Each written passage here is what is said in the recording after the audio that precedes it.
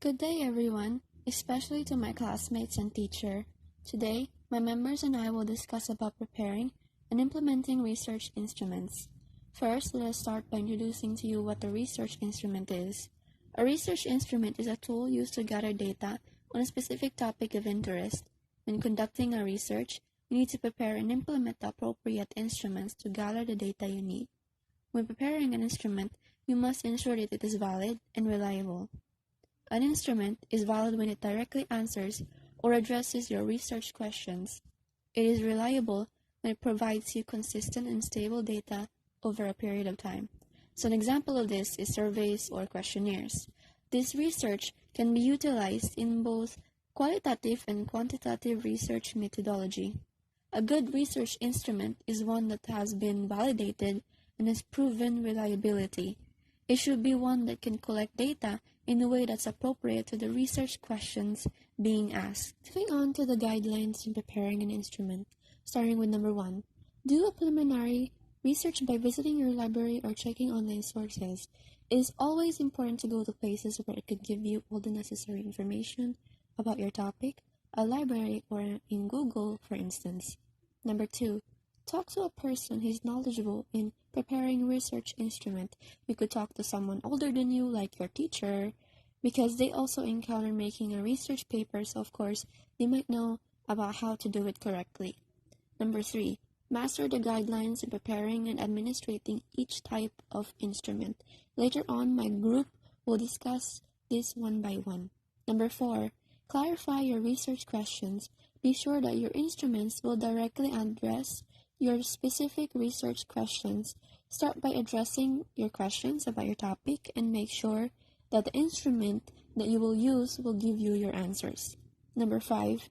Based on the data you need, decide on the number of people whom you want as respondents or participants.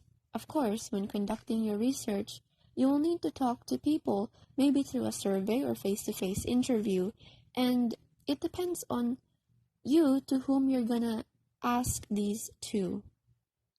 Number 6. Prepare the instrument using the appropriate format. Get model instruments. If necessary, you may visit Google Scholar to get samples of your intended instrument.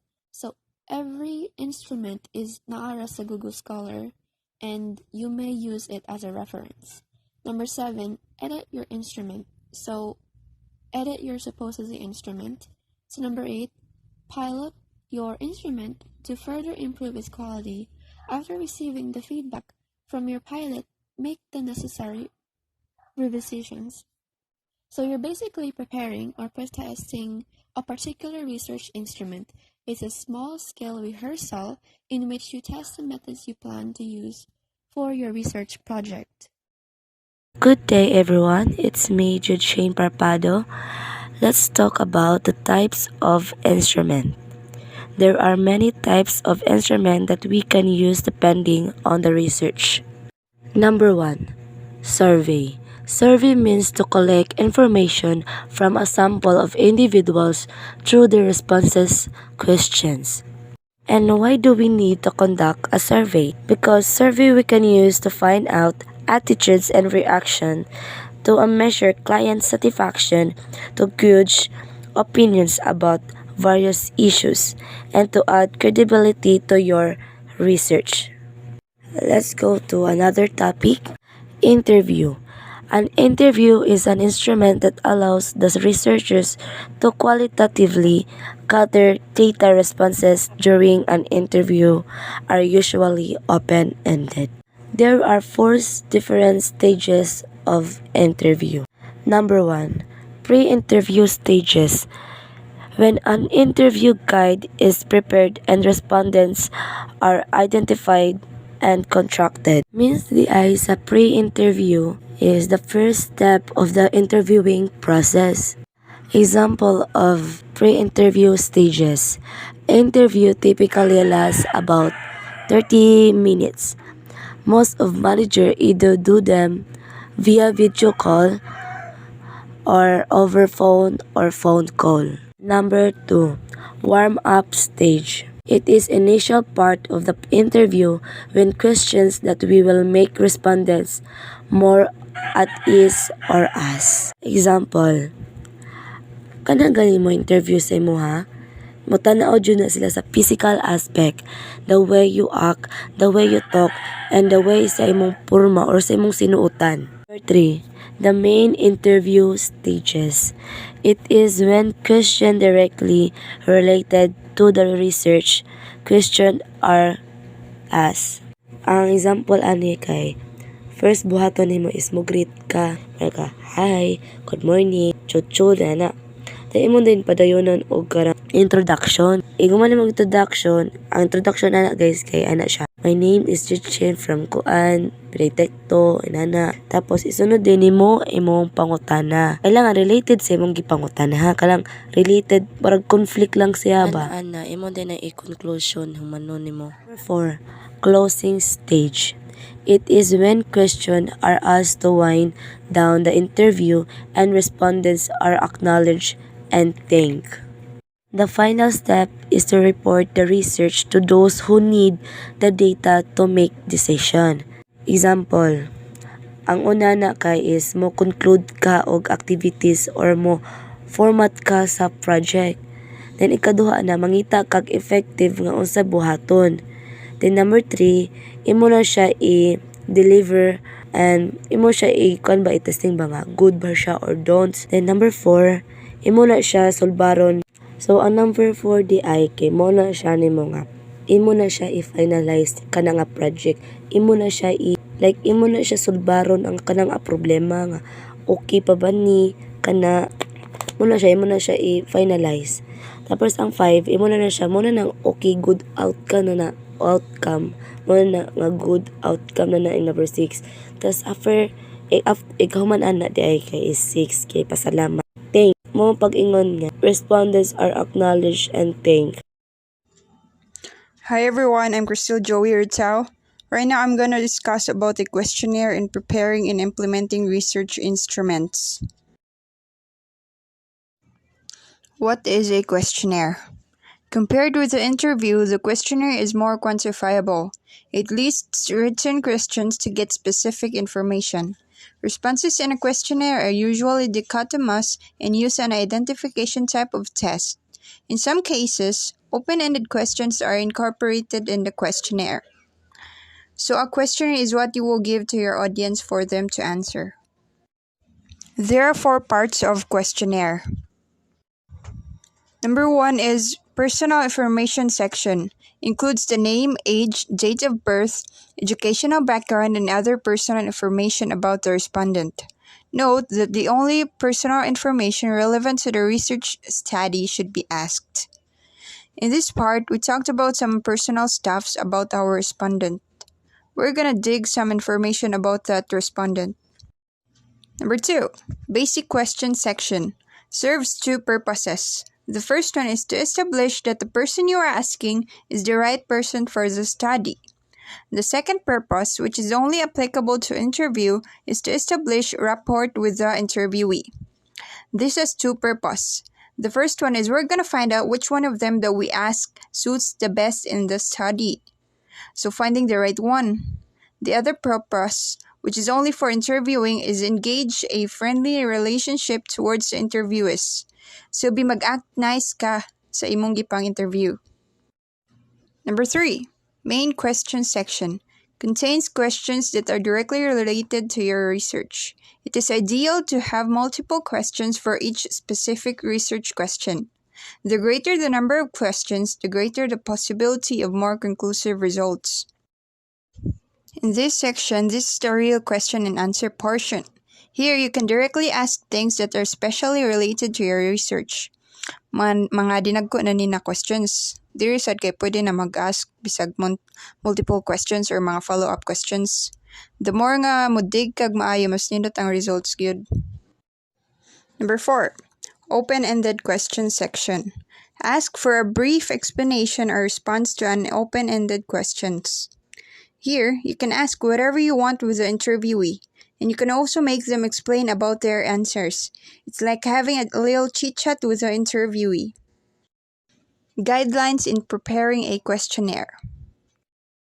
Number 1, introduce the questionnaire through a cover letter. The cover letter should include the purpose and relevance of the study, the length of time in completing a questionnaire, how the data will be processed, the contact details, and expected date and time in completing the questionnaire. Your questionnaire should have a cover letter where all the details are there and dapat naka-estimate na tanan dito sa cover letter. Number 2. Keep the questionnaire as short as possible by focusing only on the essential questions. It doesn't need to be very long. Keep your questionnaire as short as possible nga naka-focus sa importante nga mga parts. Number 3. Ensure confidentiality of the information. Dapat ang mga information dili grabe kalantad. Keep it private lang. Number 4.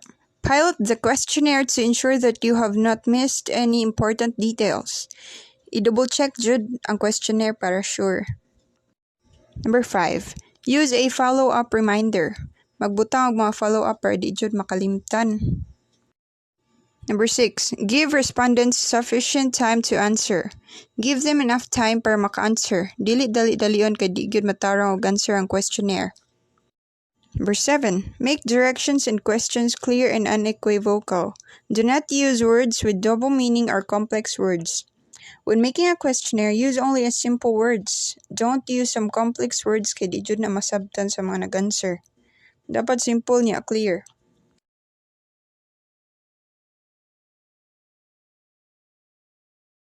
We are talking about my topics, which is observation. So let's start. What is an observation? A way to gather data by watching people, events, or nothing physical characteristics in their natural settings. Observation can be overt. Subjects known they are being observed or covert.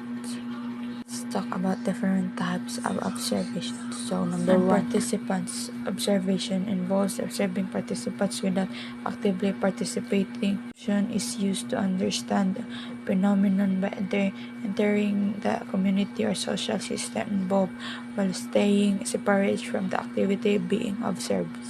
To participants. Example of covert participants observation includes studies in which researchers observe and even interact with people in public places such as restaurants, transportation hubs, stores, and online chat rooms, but do not introduce themselves as researchers or inform people that they are being studied.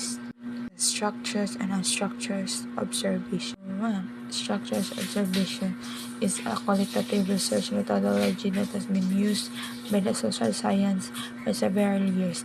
It is a methodology in which an event or series of events is observed in its natural settings and recorded by an independent researchers. Number 2. Unstructured observation. Unstructured observation is a flexible method that allows for collection of comprehensive and rich data. A major weakness of unstructured observation is that it is susceptible to observers' bias as investigators choose what to observe and how to process and analyze that information. Next is covert and overt observation. Number 1. Overt observation. Covert observation is a particular type of participants' observation in which the identity of the researcher, the nature of the research project, and the fact that participants are being observed are concealed from those who are being studied.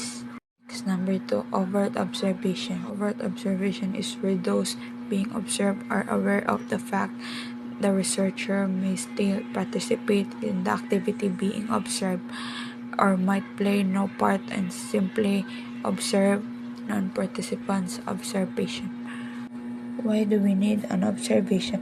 Observation helps guide our decision, inform our practices, and help us to develop a plan of action that best fits each child's individual needs. My understanding about observation. Observation is a method in which a person observes behavior to know changes in people or places, typically as the result of an intervention. Most simply, it is learning through observing and documenting.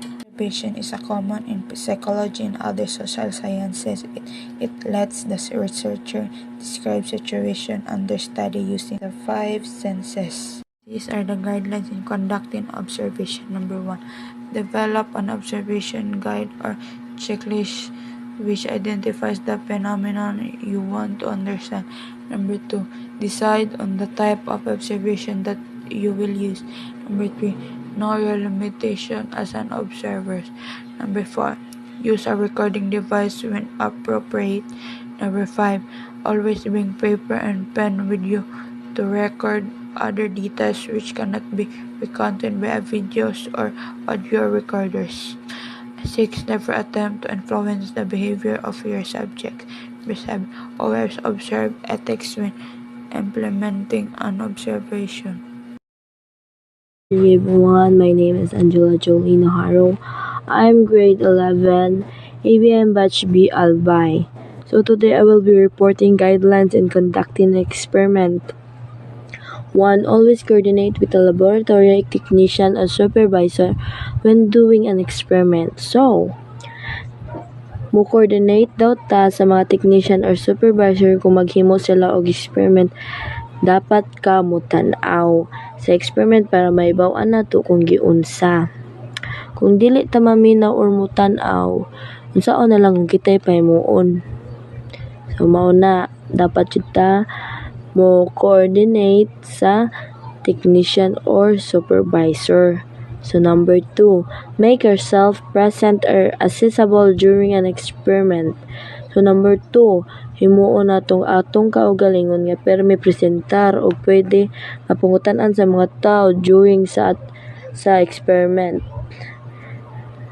Number 3, maintain a relaxed and professional atmosphere. So, number 3, wala yung kibaw sa Bisaya, so ako ang gitagalog. So, number 3, ipanitiling magpahinga at professional sa kapaligiran. So, number 4, clean the experiment venue laboratory as you leave. So, dapat nato gyud ning buhaton permi kung nagyud tay himuon nga experiment. Dapat limpyuhan ang venue sa eksperimento, igawas nato sa laboratory. 5. Never curse any participants in your experiments. So, di man gyud na pwede mo pugos og tao gyud, dapat gyud sila gyud ilaha gyud kaugalingon nga mo attend sila, mo participant sila, ilaha gyud na. So, ayaw pugsa ang mo participant sa experiment. Dili gyud na nato buhaton kay madaot ta. So that's all. Thank you everyone. Good day everyone, I'm Vince Natural and I'm going to talk about experiment. An experiment is a procedure undertaken scientifically and systematically to make a discovery and to test hypothesis. An experiment can be performed in a laboratory or in a natural setting following these steps. Number 1. Make observation. A comment about something or someone of watching the experiment. Number 2. Develop the hypothesis. Number 3. Design the experiment. It's a systematic, efficient method that enables scientists and engineers to study the relationship between multiple input variables, which is factors and responses. Number 4. Conduct the experiment. Replicate the experiment to ensure the reliability of the results. Number 5. Analyze the results. Number 6. Decide on whether the hypothesis to accept or reject the hypothesis based on the result. Good day everyone, I'm Vince Natural and I'm going to talk about experiment. An experiment is a procedure undertaken scientifically and systematically to make a discovery and to test hypothesis. An experiment can be performed in a laboratory or in a natural setting following these steps. Number 1. Make observation. A comment about something or someone of watching the experiment. Number 2. Develop the hypothesis. Number 3. Design the experiment. It's a systematic, efficient method that enables scientists and engineers to study the relationship between multiple input variables, which is factors and responses. Number 4. Conduct the experiment. Replicate the experiment to ensure the reliability of the results. Number 5. Analyze the results. Number 6. Decide on whether to accept or reject the hypothesis based on the result.